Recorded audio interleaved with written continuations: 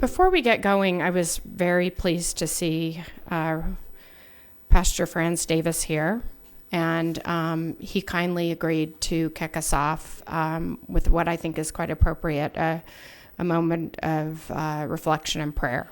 So thank you, Pastor Davis. Many of you know him personally and know that he is recently, I guess the word's retired, from leading as the pastor of the Calvary Baptist Church, and will remain a committed community leader, and I'd like to welcome him now.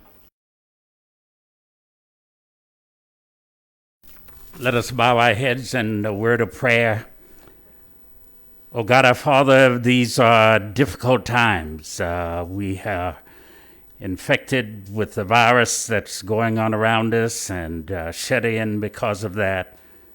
But not only that, but the history is caught up with us regarding our racial relationships. And we pray now, dear God, that you will intervene. We pray, dear God, that the issues that happen in Minnesota will not occur here, that the policies of our county and our sheriff's department will be of such that even if they do happen, it will be illegal and against the law for such a thing to happen. We pray, dear God, for all of those that are here as citizens and those that are a part of this community, a part of our leadership, a part of our council and our government. We pray for our mayor, and we ask, dear God, your blessings upon each of us as we share together today. And we'll be careful to always give you praise. It's in Jesus' name. Amen. Important words, and I want to thank the staff who really moved heaven and earth to get us here today. We had planned on a similar announcement down the road, but given the grief in the community right now and the message that I've heard time and time again to act, we felt that it was appropriate to hold this event today. So thank you, and thank you, members of the community, for coming here. I've learned now that we have, as of a few minutes ago, we had 360 people joining in. I think that number has grown. And I am heartened to see so many committed leaders here and recognize there are many joining us remotely. Also, thank you, county employees and those who are participating by WebEx. So as I stand before you today, I want to acknowledge that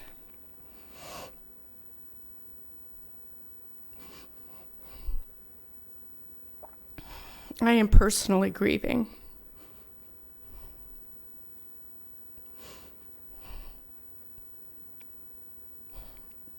I suffer with you the death of George Floyd and others before him.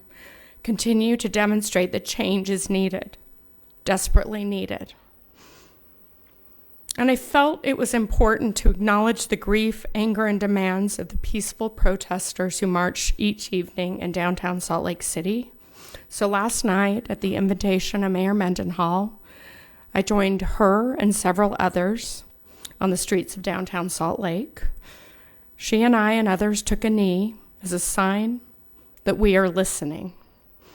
And while doing so, the mayors and I were the recipients of a range of messages, and they were not all complimentary. There were expressions, again, of rage, frustration, and many of support as well. But what I heard most was a call for action, and that is why we are here today. But I need to acknowledge I do not have the answers. I might have some, I do not have all of the answers. I do believe the answers are in this room and on this call today. The early months of 2020 have certainly been a challenging time for each of us, for each family, each person, each community member. But despite all that's happened and is happening around us, my administration is committed to taking action and serving as a community convener for change in Salt Lake County. I know I have great partners. I see Council Member Arlen Bradshaw here. I know others are participating. remotely, and elected officials tuning in today as well. And today I pledge to take additional steps towards equality and social justice. But I need you, our diverse community voices, to join with us and to help us tackle issues related to inequality, criminal injustice, social justice, and challenges that we have faced for hundreds of years, and challenges that we faced in modern times as well. So with that, I do have additional comments, but I'm going to turn the podium over to Sheriff Rosie Rivera. The sheriff reached out to me early on Saturday, and we were in touch and have been in touch multiple times a day. I'm proud that we have women of color in this office. Serving as sheriff has many, many challenges. I can tell you, especially here at Salt Lake County. She does not have one boss. She serves the people of this county. She does not serve me. We are partners. She serves in her role as the leader of the Unified Police District or Department, a range of mayors who are members. She has a very complex job, and I know her as a person, know of her compassion, commitment to the community as a whole, and she takes her role as a leader in this community very seriously. And I'll tell you, part of this isn't just working through the necessary change, the changes Pastor brought up related to policy, but it will take action by our county council and our partners to assure she has the tools necessary moving forward. So with that, Sheriff Rivera. Thank you, Mayor. It's great to see some faces out there that I haven't seen for a while with this COVID, so thank you. Thank you for coming together and helping us come together as one group with ideas. And I do support the mayor's vision of this Council on Diversity Affairs. One of the things I wanted to talk about is the vision of bringing people together to make change makes sense to me. The outrage and pain this last week is justified. I feel it too. And I'm in a situation that most police chiefs and sheriffs probably aren't, because I'm a person of color and I'm a law enforcement officer. And I am very, very proud of our officers. But I know there's challenges, and I want to make those changes, and so do our officers. But at the same time, we know that we are protectors and we are servants of our community, and we have to continue down that path of believing that. We believe in inclusion, in anti-biases, and diversity strategies of how important that is. That's why I want to stand here today with the mayor and support her, because we have to do something, and we're committed to doing that something. I have put someone on this advisory council who I think is going to be a great asset to all of us, and have a voice as well coming from someone of color.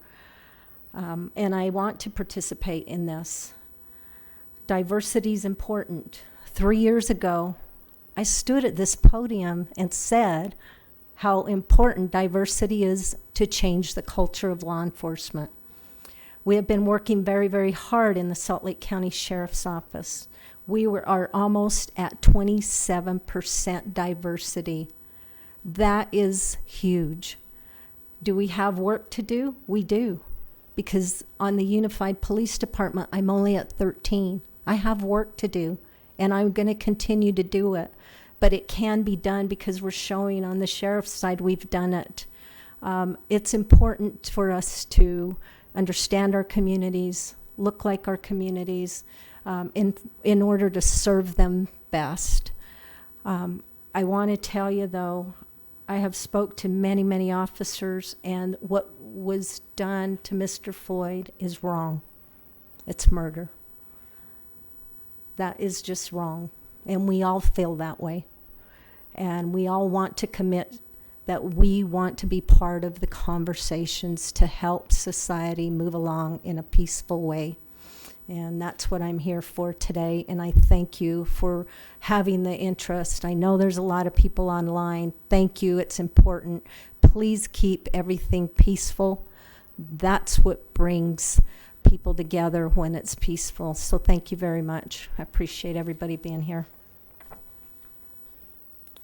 So we were well on our way to advance my vision and our collective vision here at Salt Lake County when coronavirus hit our community and we moved into a crisis response. Earlier in the coronavirus response, my team at Salt Lake County recognized the unique needs within diverse communities.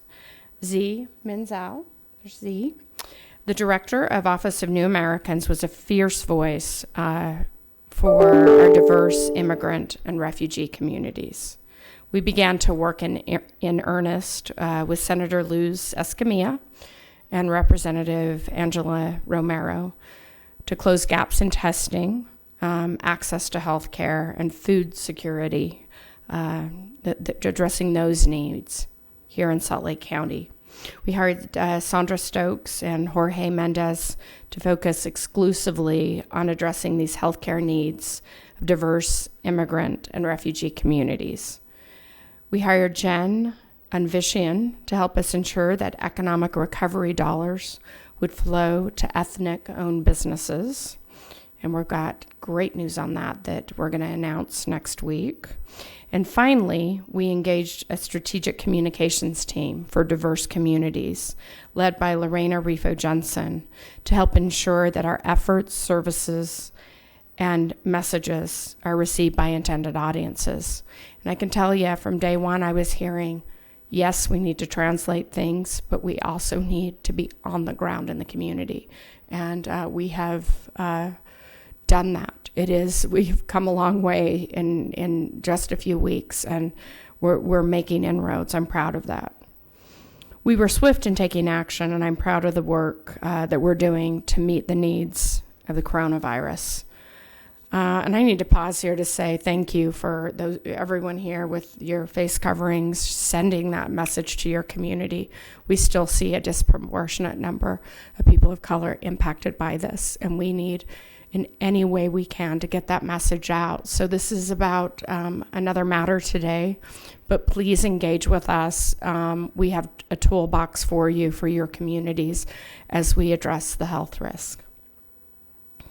The events of the past week, of course, have caused an urgent need to refocus and accelerate our efforts to address the constant struggle for equality, inclusion, acceptance, and representation for people from diverse communities.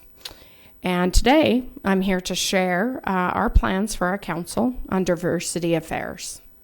And again, these were conversations prior to a couple week and a half ago. And we are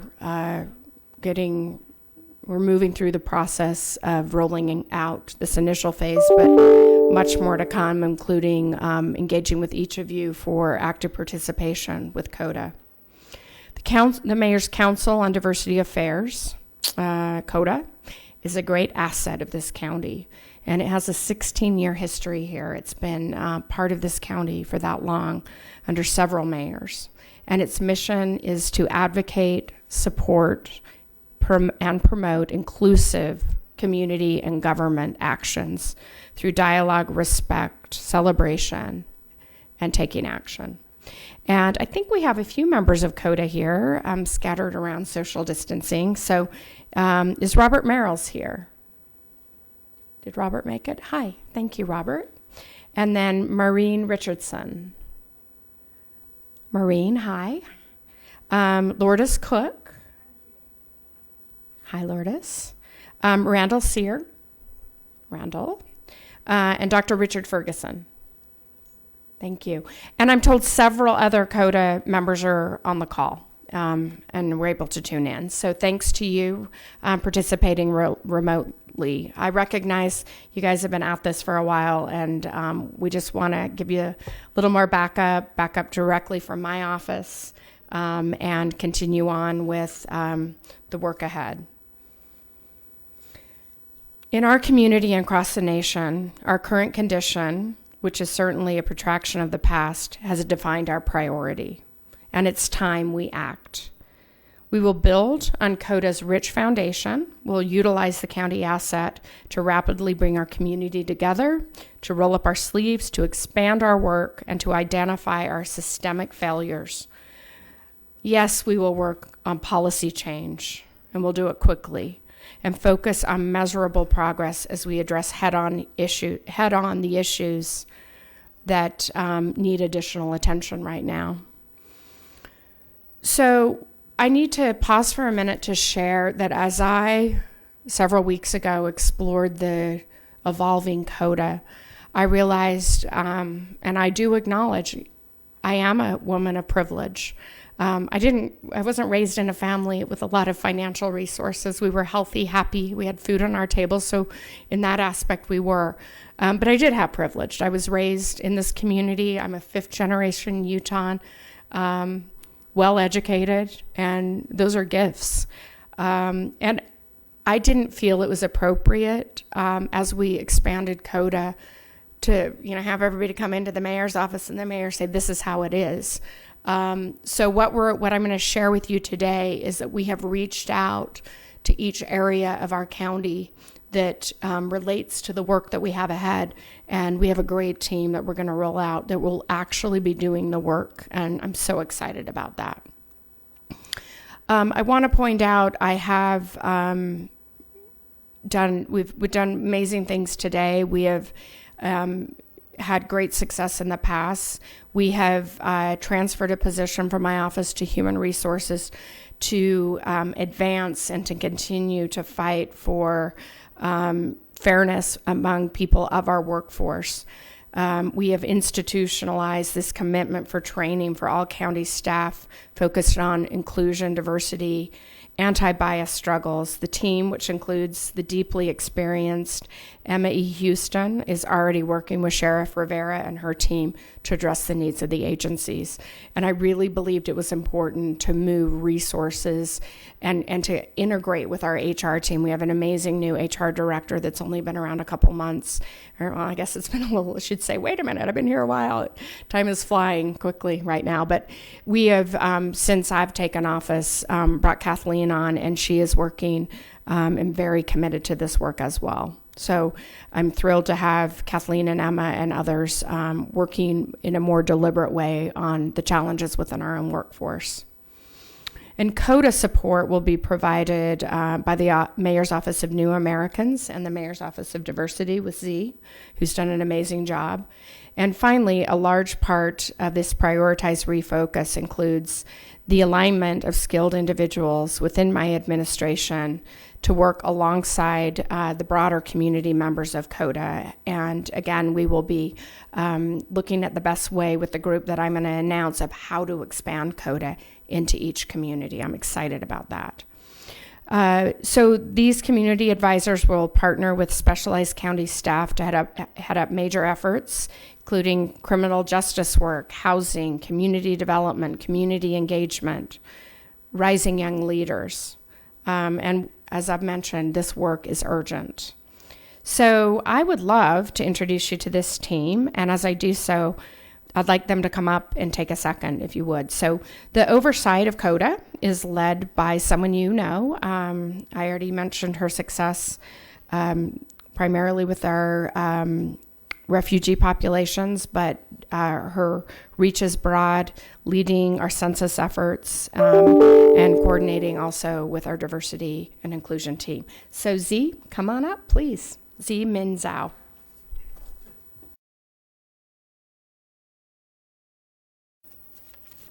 I want to thank amazing intern Nahum, who is helping us today and really thrown into the midst. So thank you so much, Nahum. As the director of the Mayor's Office for New Americans, I am humbled to join the community through CODA to imagine a society where all people are provided the opportunity to succeed. We know an important course correction is to shift the way that we make decisions and policies in county government and elsewhere. It's critical that decision-making must be led by and informed by people who are impacted, and that is our community. One of the most important lessons we learned, and I learned from the COVID-19 pandemic, is that our community are resilient, our community is innovative, our community are strong, and that our community have solutions if we pause and listen to what they have to say. It's most exciting that we're able to elevate one of our most best assets, and that is CODA. This council will shape and guide the development and implementation of Salt Lake County's priorities of equity, inclusion, access, institutional reform, and racial justice. With the full backing and leadership of Mayor Jenny Wilson, thank you, Mayor, we know that we can harness the power of the people to pivot towards diminishing decades of systemic inequities, heal from the wounds of institutional racism, and build a future that is representative of all people. I look forward to working with all of you. And now I will turn the mic to other members of the Salt Lake County team who will be helping with this effort. My name is Jojo Liu, and I'm the director of the Mayor's Office of Criminal Justice Initiatives. And in that role, I also am the director of the Criminal Justice Advisory Council for Salt Lake County. I've been in that role since mid-January of this year. My background is as a lawyer defending young people charged with offenses in juvenile and criminal courts. So Salt Lake County has had a long tradition of strong stakeholder collaboration in the criminal justice system. Our criminal justice leaders meet regularly to collaborate and coordinate their efforts, and we've had incredible progressive leadership under DA Sim Gill and Rosie Rivera, our sheriff. Yet we know that the whole community is not at the table. Equitable policy won't happen without equitable conversation. We know we need to build a robust, sustainable platform for the communities most affected by criminal justice policy to have a voice in criminal justice policy. We know we need to continue to build data transparency. Sheriff Rivera has led out on this with her public jail dashboard. There needs to be much, much more publicly available data about criminal justice system functioning, including racial disparity indicators. I'm proud to work for Salt Lake County. It's a place where we have equality and respect for human dignity as one of our sincerely held values. Yet, the challenge we all face is the reality is that unconscious bias rooted in structural racism undermines even the most sincerely held beliefs. It happens everywhere, and it infects everything. As individuals, when we decide what neighborhood to live in, what we consider to be a good school for our children, unconscious biases often undermine our conscious desire for equity. Implicit bias is often too powerful and overcome even the best of intentions. Those of us working in the criminal justice system have a unique and urgent responsibility to address implicit bias and structural racism. The criminal justice system is where the government is the most powerful. It is where the government has the power to take away liberty, and it is where the government is armed. There's a lot that we haven't learned, and there's a lot that we haven't done yet. I'm proud to work for a mayor who has embraced this challenge to listen, learn, do more, and keep doing. And I'm grateful I'll be working alongside Sergeant Nick Renfro from Unified Police Mill Creek Division as my co-chair to support the leadership of our CODA members and ensure their leadership translates into sustained policy change. And with that, I'm going to turn it over to Sergeant Renfro.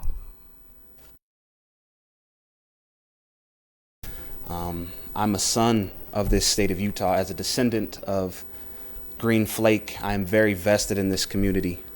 I didn't come into law enforcement, I'd say, by your traditional means. I was very critical of law enforcement as a youngster. And rather than choosing to fight it from the outside, I chose to fight it from within.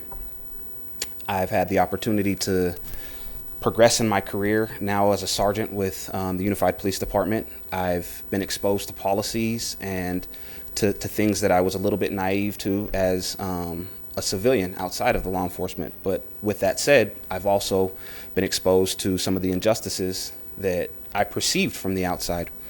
I've been recently charged with the events that have taken place throughout this nation, and I hesitate to say recent, because they've been ongoing, right? That's something that we have to continue to push as well. This isn't new. Some of the video and the way that it's brought to our community and been brought to light is new, but with that, I've been charged to do more. I've had an opportunity to touch people that are close to me within the department, people that I've supervised, but the reach hasn't been enough. So that's why recently I've asked the sheriff to see if there was things we could do to have a little bit better bilateral communication with not only police officers, but our community partners. And I'm charged to continue to push for better trainings amongst our officers, better communication with the community that they serve, and then also some outreach. As the sheriff had mentioned earlier, 13% of our police department, that's the diversity, and I am one of 3 black officers. So I'm in a very unique position within our department, given the light of things that have happened today. And I refuse to be silent and refuse to just accept that things are going to remain the way they are. I'm going to push for change. I'm looking forward to working with Jojo as well. And I'm excited to work with the other subcommittee council members. Thank you.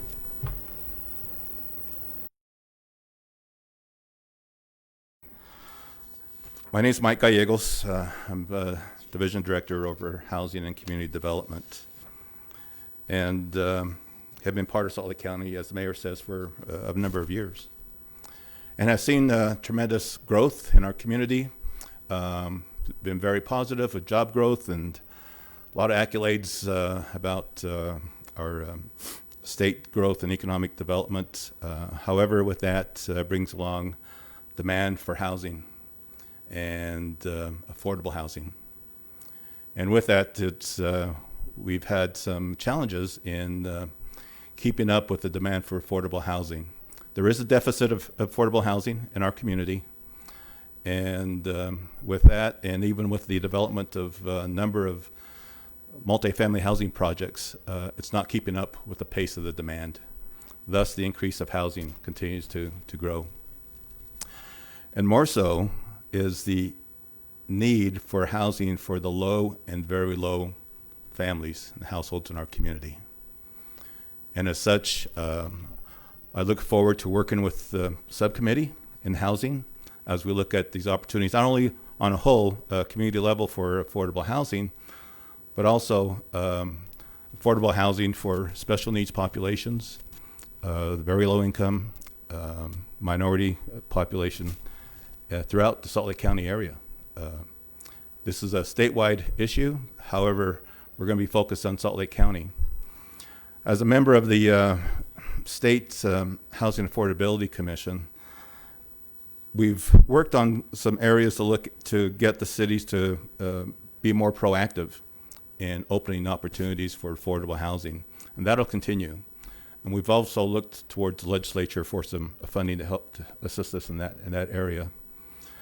So the other part of housing affordability is the ability to increase your household income. So we need to reach out to economic developers, to the employment and training organizations, institutions in our community to help us and reach out to the communities as well. Because it's just not looking at affordable housing. It's very difficult for developers to develop housing for very low income without having the subsidies. So on the other end of the spectrum, we need to look at increasing the opportunities for wealth with our low-income community. So with that, I look forward to working with you, with public ed, with the community, and other partners as well. Thank you.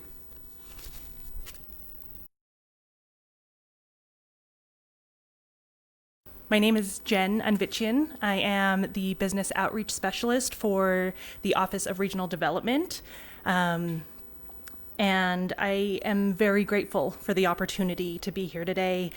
and be amongst so many community members who want to reduce the gap. As part of the team strategizing COVID-19 economic impact and recovery, it has been a priority from the start of this effort to reach ethnic-owned businesses.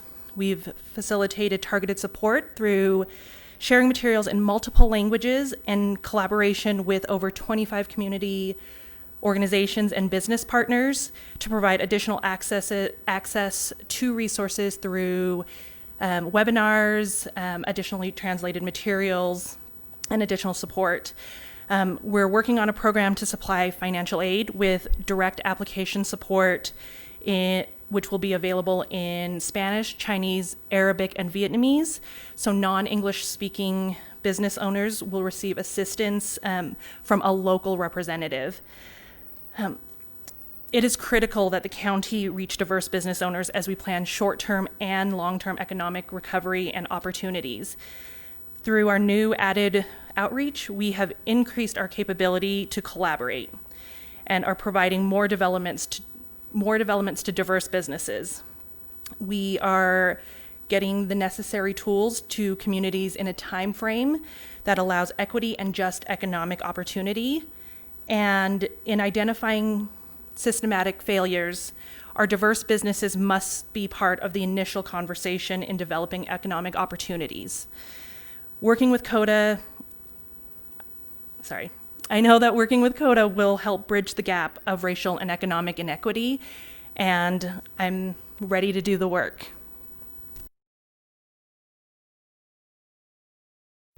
And I consider this an honor to be part of the Council on Diversity Affairs and to lead the Health Initiatives Subcommittee. I bring with me almost a decade of experience in public health. My career has allowed me to spend a few years in academia and academic research, but most of that near decade has been working here along the Wasatch Front in local health departments. And some may think, well, why do we need a health initiative if Utah is considered one of the healthiest states in the country? Within Salt Lake County, there are specific communities, whether they're physical communities, neighborhoods, zip codes, or social communities, ethnic groups, specific race, that have been identified as disparate communities. And so I'm excited to work with the Health Initiatives Subcommittee, along with CODA members, to work towards eliminating those disparities. Again, that's my hope. Hopefully we can, as a council, we can work towards providing data-driven recommendations that, at the same time work towards supporting community-led initiatives. Thank you. I think we all recognize that our youth are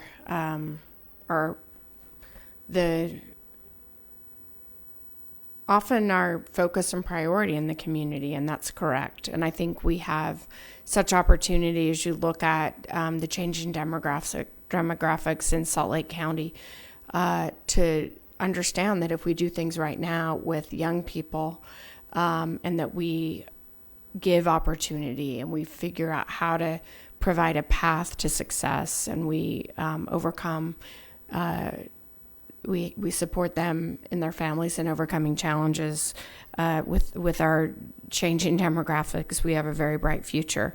And I felt it was important as we expanded CODA's efforts to include a young leader to help us out. And I didn't have to go far because I know this young man well. He's a great addition to my communications team, and I'm excited to provide this opportunity to him and so pleased that he accepted it. Gabe Moreno.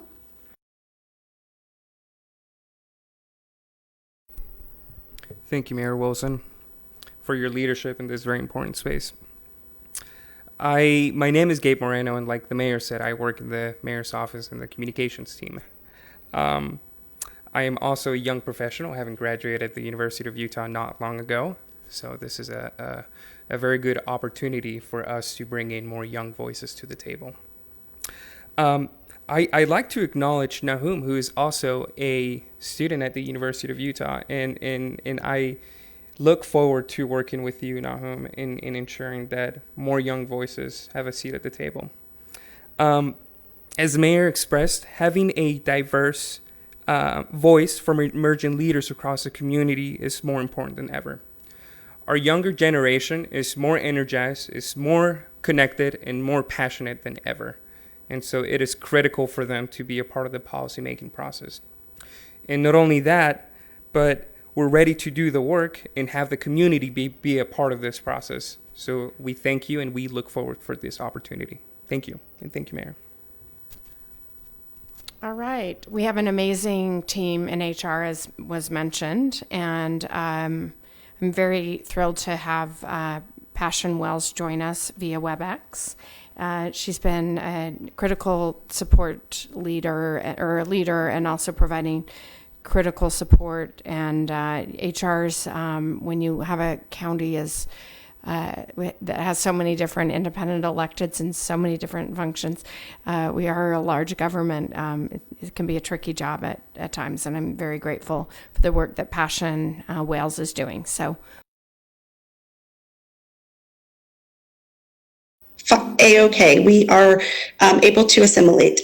So as I was mentioning, my name is Passion Wells, and I am the Employee Relations and EEO Manager for Salt Lake County. I have been in this position just shy of 2 years, but have experience in human resources for almost 20 years in various roles.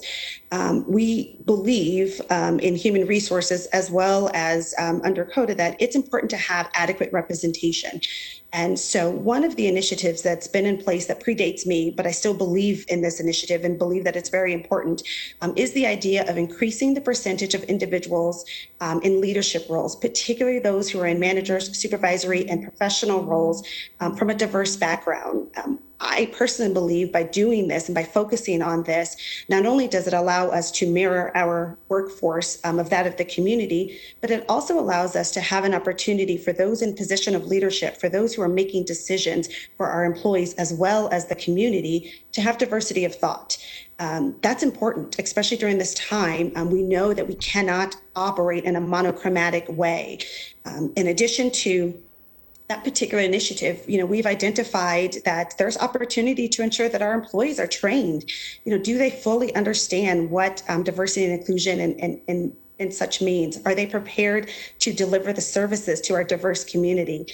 Do we have business owners within our community who need assistance with training their employees or training their staff, or adequate hiring opportunities, and ensuring that they're also thinking forward and looking to ensuring that their businesses are representative of our diverse community.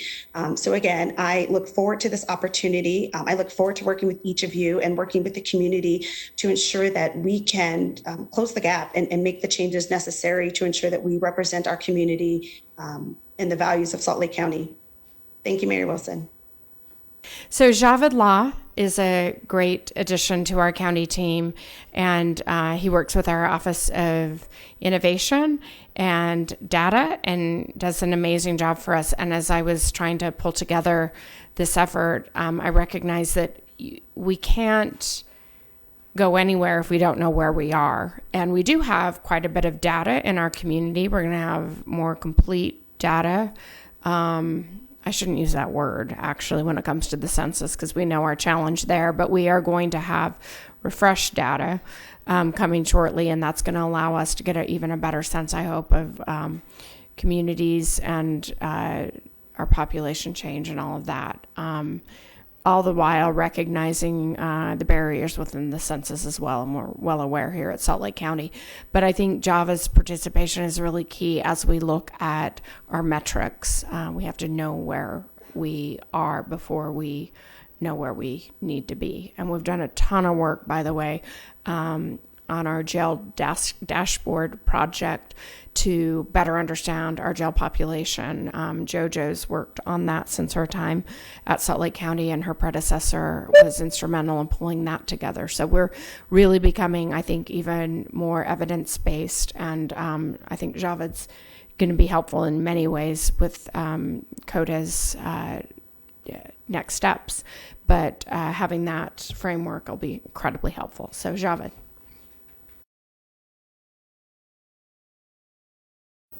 Good afternoon. My name is Javed Lal. I'm the Director of Office of Data and Innovation here at Salt Lake County. My role here is to support the Mayor's vision, the Diversity Council, and the subcommittees. Data is a very powerful tool when it does not show any bias when it comes to the facts. We intend to use data to understand what's happening, where it's happening, and how can we resolve our community issues. And my goal is to support the council and its subcommittees to make data-informed decisions. Finally, and we like to also measure and report the progress that we're making along the way and share that with the community. I look forward to working on this initiative with our subcommittees and make Salt Lake County a better place to live, work, play for all. Thank you, Mayor. I enjoyed hearing from each of you, so thank you for taking the time. So, once again, our vision for Salt Lake County is to be a place where everyone has equitable access to opportunities, a place where we act intentionally and connect people of all backgrounds to achieve their highest civic and economic potential, a place where we confront and address the historic, systemic racial inequalities that continue to exist in our community. And we are ready to do the work. I've introduced you to some resources we're bringing to the table, and I know that we will see success as we roll out our next phase, which is our community engagement. And this particular effort is not going to look typical. We're going to be doing sessions of all sorts. We're going to be doing roundtables. We're going to bring conversations to the community. We're going to convene senior leaders in the various communities who have been doing the work for a very long time and embrace younger people who deserve voice in the community. And, I do have one last reflection about my journey of understanding. And it is really interesting to me. Not long ago, I was a candidate for a federal office. I was the Democratic nominee running for the U.S. Senate. And I spent a lot of time traveling the state.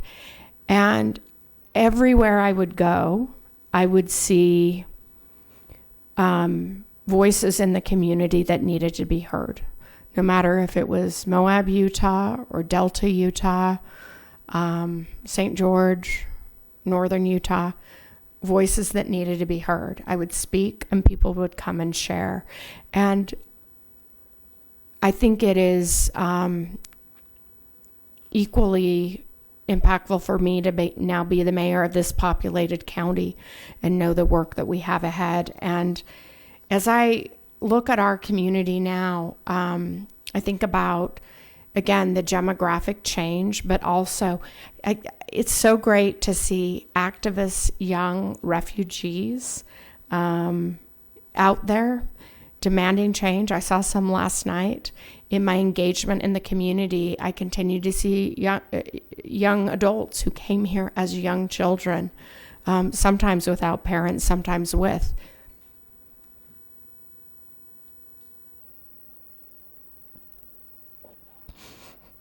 And I've been struck by their passion. I've been struck by their commitment to the community. And it is, I remember for some time I was a young woman in politics. Well, I'm still a woman in politics. But I see the passion, the professionalism, the voices, the strength of our refugee youth. And I think it's an asset in this community that's very special and that will give us a lens on problem solving. And I do again want to thank the senior leaders in our communities who have been at this for a very long time. A year ago or thereabouts, we were expressing our passion, concern, and anger over issues at the border. And I grieve today to know that that has not changed at the level that we needed to. And while we have serious work to do today around what's happened in recent weeks as it relates to criminal justice and police practices, we can't forget the needs on our border and the needs not only on our border in our own backyard, but throughout the world as we face unmeasurable challenging times. And we're in this together. So another principle that I felt was really key is that while we reorganize, we empower the people at Salt Lake County who are doing the work and people who really reflect our community. I also think it's important we listen. So one of the first actions after today is a series of listening sessions. Arlen helped me educate the council that we would like your involvement in theirs.